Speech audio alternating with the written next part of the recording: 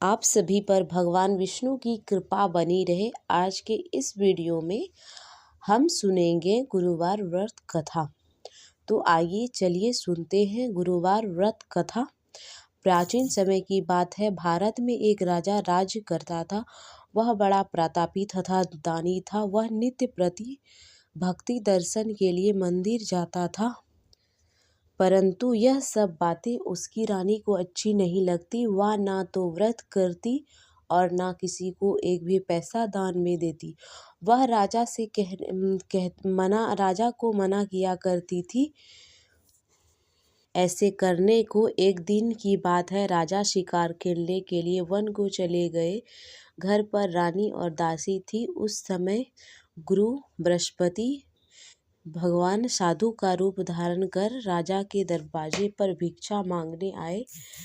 रानी से भिक्षा मांगी तो वह कहने लगी, हे साधु महाराज, मैं इस दान और पुण्य से तंग आ गई हूँ। इस कार्य के लिए तो मेरे पतिदेव भी बहुत हैं। अब आप ऐसा कृपा करें कि सारा धन नष्ट हो जाए तथा मैं आराम से रह सकूं। साधु रूपी बृहस्पति देव ने कहा, हे देवी, तुम बड़ी विचित्र हो। संतान और धन तो पापे भी संतान और धन की इच्छा करता है। अगर तुम्हारे पास अधिक धन है तो तुम भूखे मनुष्य को भोजन कराओ, प्यासे को पानी पिलाओ एवं कुआं, तालाब, बाग बगीचे का निर्माण कराओ। साथ ही निर्धन की कुंवारी कन्या का विवाह कराओ। इस प्रकार कर्म करने से तुम्हारे कुल का यश बढ़ेगा, पितृ प्रसन्न होंगे एवं स्वर्ग की प्राप्ति होगी। परंतु साधु की इन बातों से रानी खुश नहीं हुई। उसने कहा, हे साधु महाराज, मुझे ऐसे धन की आवश्यकता नहीं जिसको मैं अन्य लोगों को दान दूं तथा जिसे रखने और संभालने में ही मेरा सारा समय नष्ट हो जाए।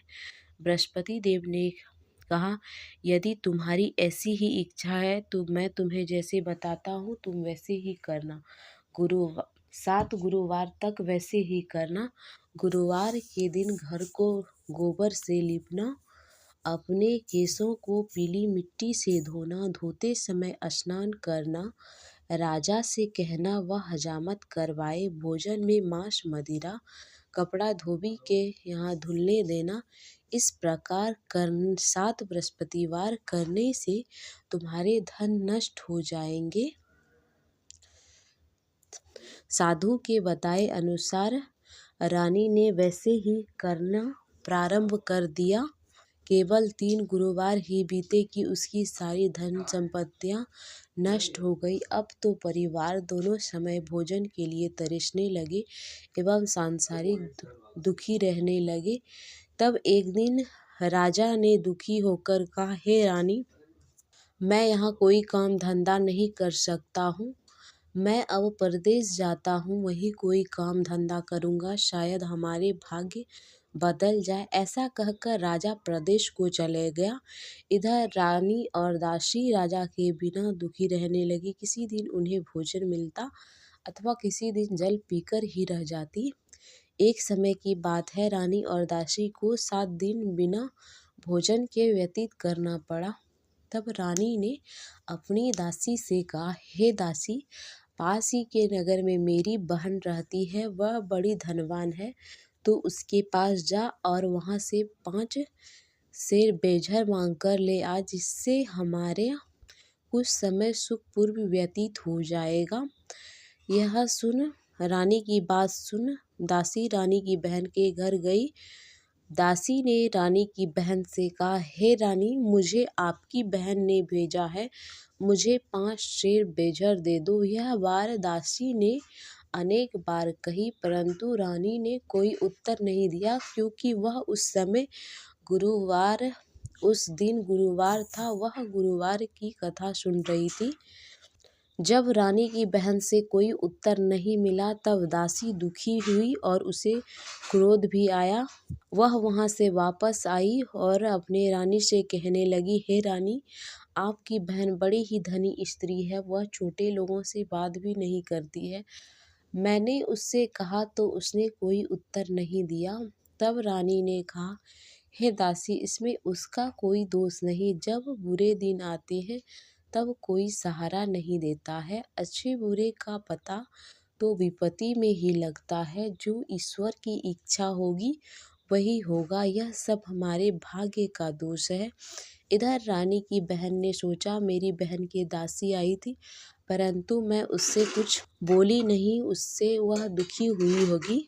अतः कथा सुन विष्णु भगवान का पूजन समाप्त कर वह अपने बहन के यहाँ गई और कहने लगी, हे बहन, मैं बृहस्पतिवार की कथा सुन रही थी। जब तक कथा नहीं होती तब तक हम लोग ना उठते हैं और ना बोलते हैं, इसलिए मैं नहीं बोली। कहो दासी, हमारे घर क्यों गई थी? तब रानी ने कहा, हे बहन, तुमसे तो कोई बात छिपी नहीं है, इसीलिए मैंने तुम्हारे घर कुछ धन लेने के लिए भेजा था।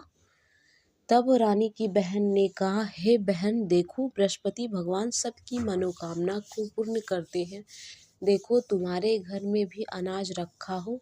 यह सुन दासी घर के अंदर गई तो उसे एक घड़ा बेझर का मिला। उसे बड़ी हैरानी हुई क्योंकि उसने एक एक बर्तन देख लिया था।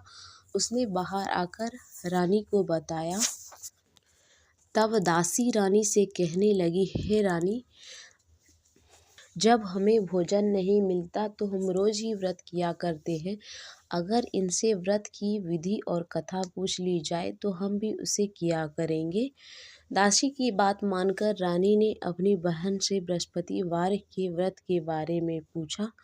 उसकी बहन ने बताया, हे रानी बहन, बृहस्पतिवार को सूर्योदय से पूर्व उठकर स्नान आदि करके पूजा करना चाहिए, लेकिन उस दिन सिर नहीं धोना चाहिए।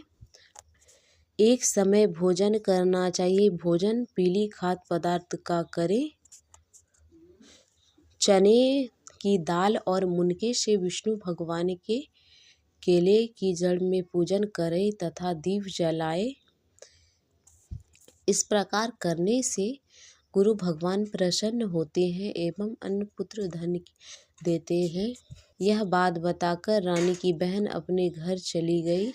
जब अगला गुरुवार का दिन आया तब रानी ने गुड़ चना मंगवाकर बृहस्पतिवार की व्रत करी एवं कथा सुनी।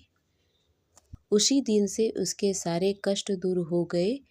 इस प्रकार जो भी मनुष्य गुरुवार का व्रत करता है उसकी सारी मनोकामना भगवान विष्णु पूरा करते हैं एवं स्वर्ग की प्राप्ति होती है। इस प्रकार जो भी मनुष्य गुरुवार व्रत कथा सुनता है उसकी सारी मनोकामना पूर्ण होती है।